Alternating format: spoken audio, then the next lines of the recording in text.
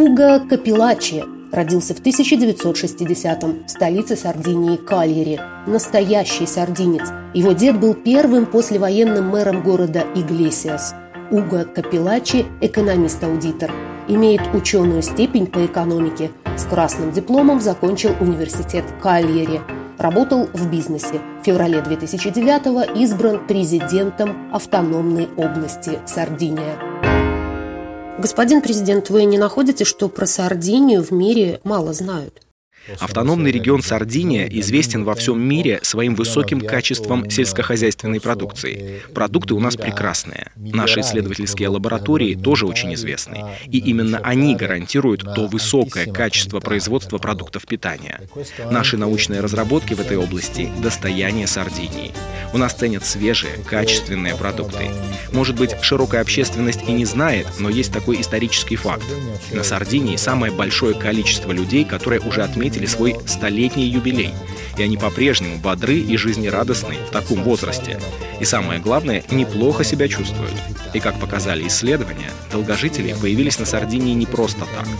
У нас люди употребляют в пищу продукты питания очень высокого качества. Наши исследовательские лаборатории, наши технологии по приготовлению и выращиванию продуктов являются одними из самых передовых в мире. А что касается туризма, Сардиния популярна у итальянцев, но это один из самых дорогих регионов для отдыха. Когда говорят о туризме в Сардинии, все представляют себе прежде всего Коста Смеральду, побережье Смеральды, или так называемый Изумрудный берег. Да, это очень дорогая, действительно очень дорогая зона отдыха в Италии. Но самое интересное, что Сардиния – это же не Коста Смеральда. Сардиния – достаточно большой остров, но не все об этом знают. Да, у нас есть этот известный, сказочно красивый, шикарный уголок природы, но он как раз слишком переполнен, страдает от своей известности. А для тех людей, которые хотят во время отпуска открыть для себя другую Сардинию, есть множество не менее прекрасных уголков на нашем острове. И это не только побережье. У нас восхитительный центр острова, и природа там замечательная. А какие красоты! Причем все это стоит абсолютно доступных денег. Но так повелось, что самая прямая ассоциация и самая распространенная – это то, что Сардиния – остров для богатых. Не так это. Повторяю, у нас много разных мест, много возможностей и совершенно различные цены. Мы можем предложить туристам и экономичный отдых. И вы заинтересованы именно в продвижении туристических возможностей? Разумеется, мы планируем рассказывать о себе побольше, информировать о Сардинии, обо всех возможностях туризма. Мы прекрасно понимаем, что люди просто о нас не знают, не обладают информацией.